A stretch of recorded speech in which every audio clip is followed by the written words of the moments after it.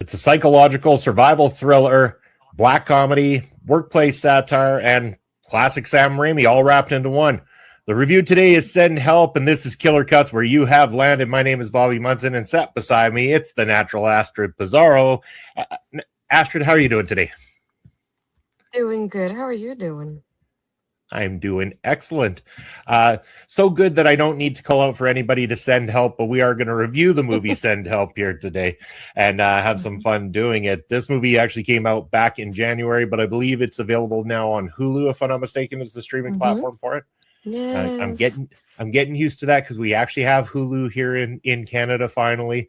They got rid of Stars or whatever it was that was connected to Disney and finally gave us Hulu on there, so we do get Hulu, not the live stuff, but we get the added stuff now, so we do get these things. But I had seen it back in January when it came out. Big Sam Raimi fan, couldn't help myself, had to know whether this is going to be worth it. And also a big Rachel McAdams fan. Like my wife and I both love a lot of her work, and she's so diverse across the body of work that she does that I was kind of like, oh, Rachel McAdams in a horror movie. Oh, Rachel McAdams in a Sam Raimi horror movie. Like, interesting. Kind of see where this goes.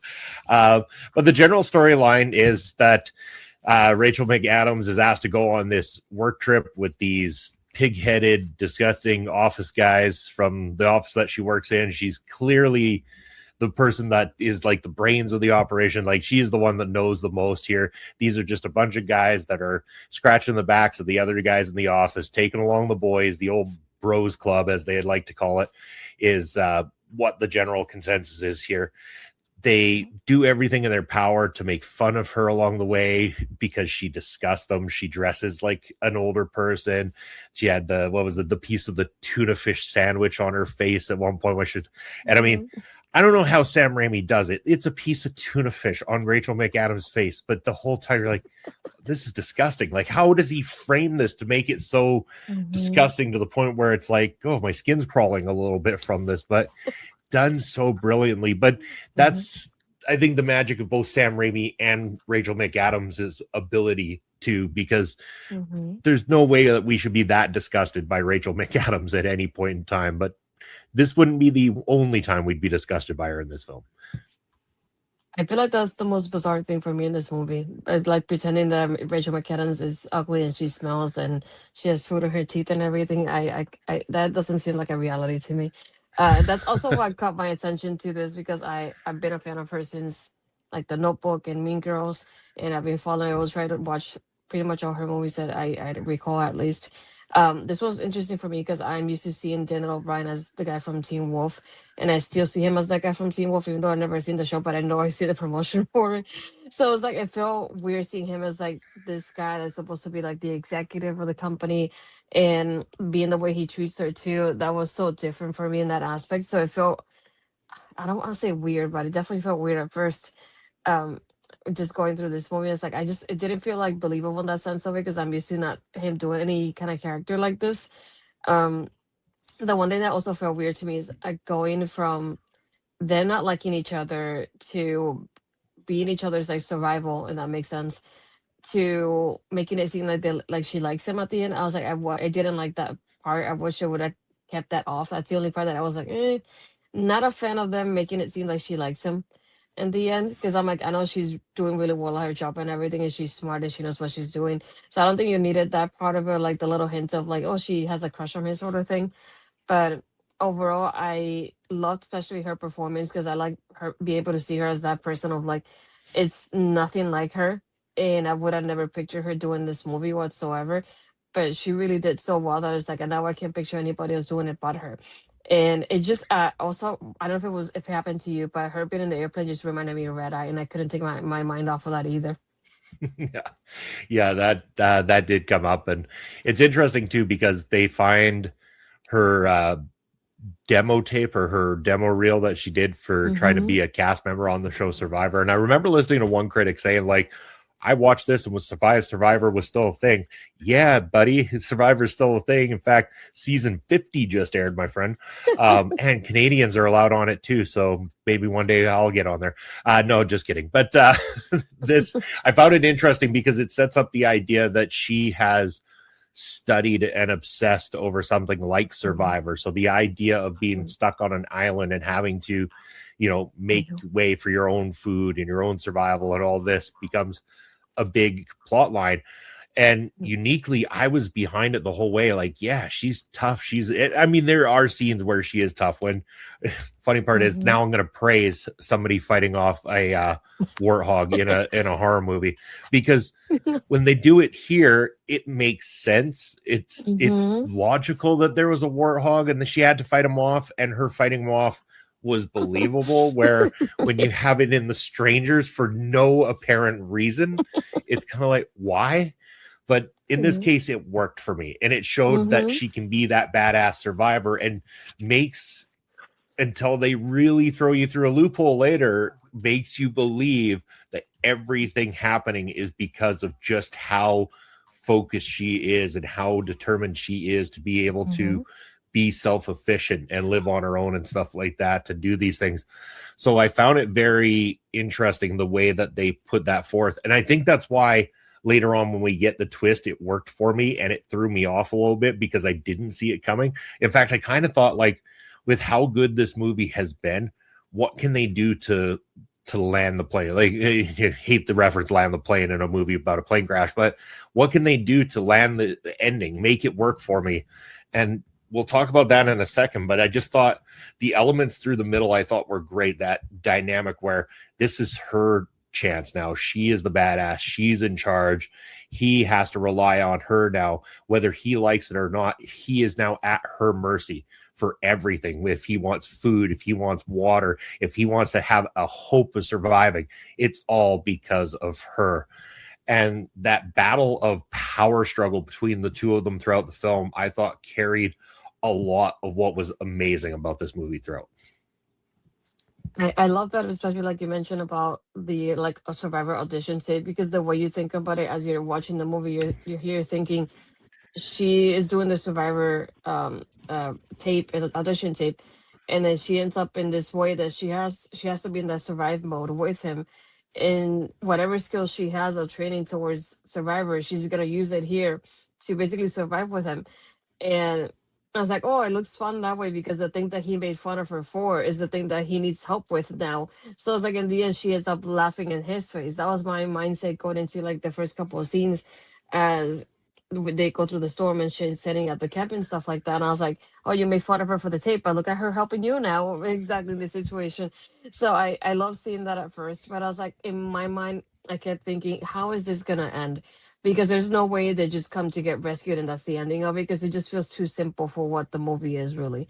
So in my mind, I kept, how are you gonna like one up this from what's happening right now already as it is? And I couldn't think of anything of like what is gonna happen next. And then around that time is when his fiance shows up and they're like, oh, I didn't give up, I knew you were alive, all that stuff. And I was like, okay, I like this, because it's something I wasn't expecting, because it's when they're like building that connection, it looks like. But I also thought there's no way it ends with him just getting rescued by his fiance. It sounds too simple and too, I would say, like one dimensional, if that makes sense, compared to what the movie is. So I was like, I can never picture what the twist really was at the end. So it's one of those movies that it kept me guessing, even though I never thought it would. Yeah, exactly. And it becomes very interesting at that point too, when it's like her pure obsession with wanting to be in control and have that power and do things her way pushes her to that edge of, I will do whatever it takes to keep the situation the way it currently is.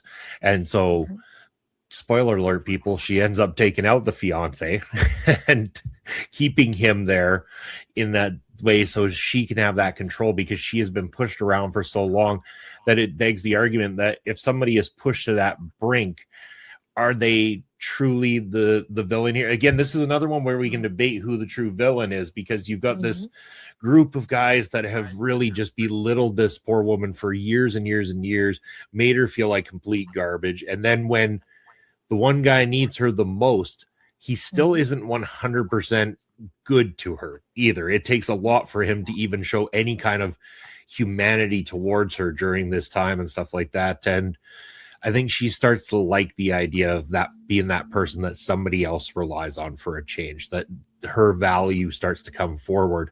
And so that obsession creeps in. And I like that dynamic where you sympathize with her until you don't. And then it becomes, wow, I didn't see that coming. And then when you really see that twist, and again, spoiler alert, that we find out that there's a beach house right around the corner that she's been going to, and she's been taking items and food, and that's why she's got all these nice things and stuff, like why it looks like she just was out of a great shower and changed her clothes sometime halfway through the movie, and doesn't look like she just fought off a gigantic warthog on the island or anything. That started to hit me in the sense that I'm like, you don't want to necessarily sympathize with her because now she's killed an innocent person and all the stuff she's doing is wrong. And when we see that very ending, when she goes back and she takes advantage of telling the story and becoming famous as a result of it, you don't want to sympathize with her. And then at the same time, I still kind of do, because I'm like, I feel bad for the people who are ever put in that position to be felt like they're treated so poorly that even the slightest bit of a change in dynamic would push them over the edge to the point where I think that their mental health collapses and they become someone they weren't, and therefore they can't control what they become at the same time. And I feel that was what happened here with this movie. And I feel like not only what you said about like that, her being in control and feeling that control that she didn't have before, but to add another layer to it, I feel like by her having this control and basically having him use her to survive this, I feel like it also becomes a little bit of that revenge plot as well, because here you thought I was indispensable, you could get rid of me before, but now you need me, because if not, you won't survive here in the island, because I'm the one that has the knowledge and you don't. And I feel like that added another layer to her character and her story as well, because you're thinking she is here, she's like the obviously the survivor person, but he made fun of her for so many things. He didn't like her and he thought she was, oh, like, we're getting complaints that you stink and so many other things, but then now he has to shut up all those comments that he said about her before and basically behave well to make it look like that. Behave well in front of her because he needs her to survive, and if he doesn't behave well, then he knows that something might happen to him, because he already sees that there's something off about her, but you can't really, he doesn't really say it out loud to her like that.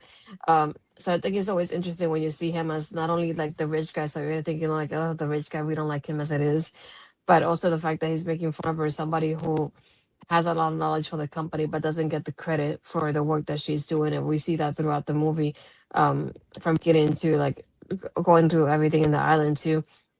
He wants to survive, and even at the end he's not even like like giving her credit for helping him survive this whole time, because even though she was going to the house, she's still the one helping him in the end, because he wasn't the one bringing stuff, it was mostly her. So I think it's very interesting, like you said, thinking about like how we thought of obsession in with Nikki and Bear, and who's really at fault here, and we get something similar here. It's like, who's really at fault, like the rich guy and the guy who's just dismissing somebody that's an employee that's really valuable in the company, versus somebody that we see in the end that doesn't get valued enough, and they have the knowledge to be valued, and they just don't. But I definitely like all these layers to the story that we get. It wasn't just, hey, she's a survivor person and then we're surviving off of this. It's just a matter of like that revenge plot happening there as well. You betcha. And one other element I really love about this film, and I don't say this too often about movies, is the score behind it, the music behind it.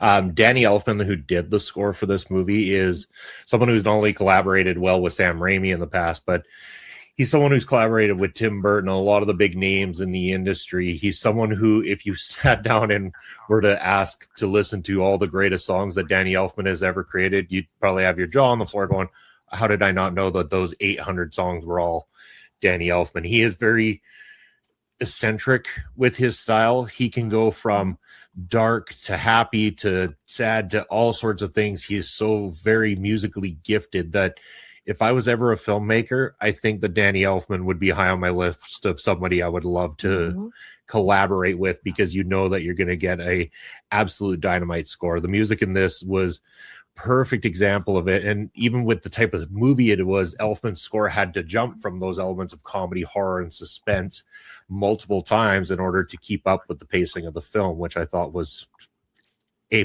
work. Yeah, I also want to say I really love the ending here because something that I was not expecting of her like one upping him and actually winning at the end the way she did and winning more than he ever did because of what's happened so far. Um, I thought it was pretty clever the way they ended it, to be honest. I wasn't expecting that aspect of it. And I was like, I can see this. It's something a little bit different. And even going through, I wanted to mention this before I forget, is like the fact that I went on IMDb to look up more information for the movie. It only has a 6.7 out of 10. How is that even possible?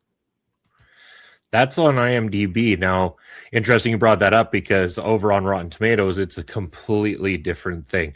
Now, on Rotten Tomatoes, Mhm. the fan score is got over 2,500 verified ratings and it's scored at an 86%, while the critical score at 293 reviews sees it at a 92%.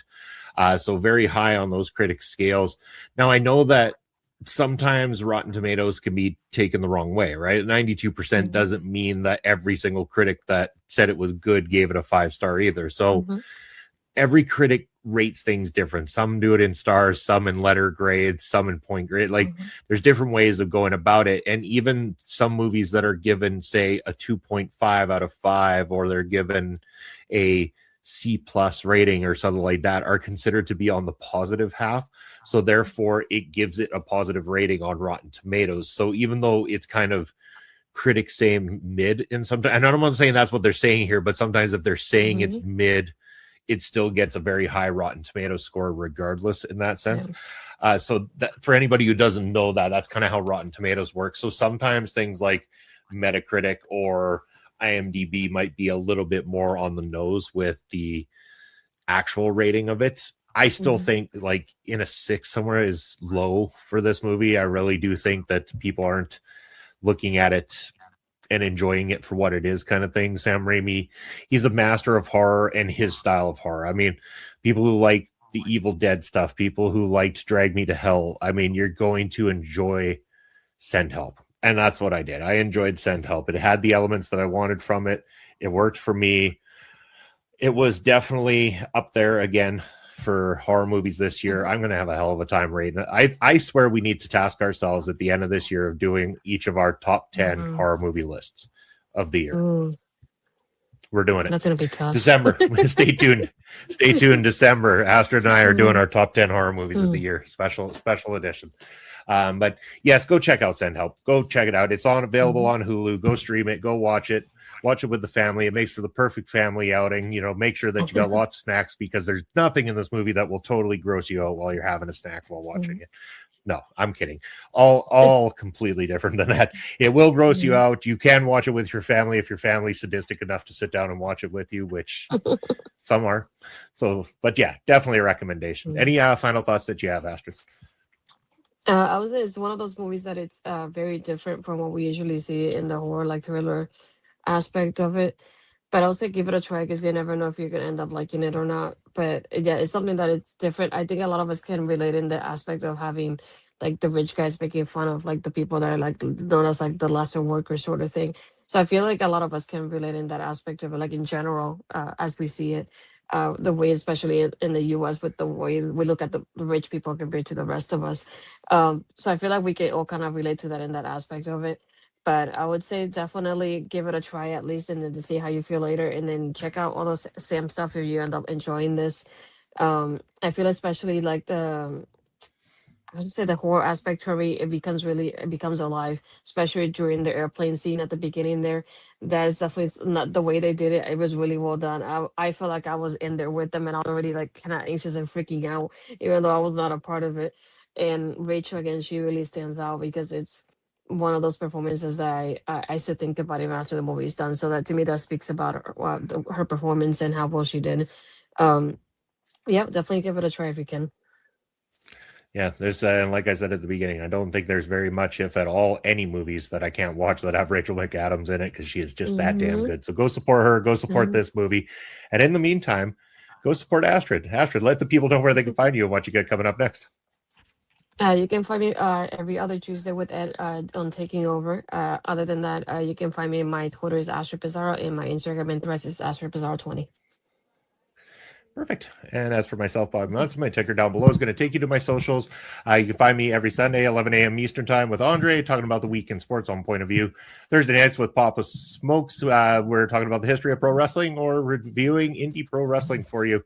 Got some great shows on the docket coming up, so stay tuned for that. And every Saturday afternoon, myself and Papa Smokes are your commentary team over at Prairie Pro Wrestling over on YouTube. Check that out as well, too. And hey, head on over to the comments section. Let Astrid and I know what you thought of Send Help and what you'd like us to review next. You can also check out lots of great shows here where you are. OLE Podcast.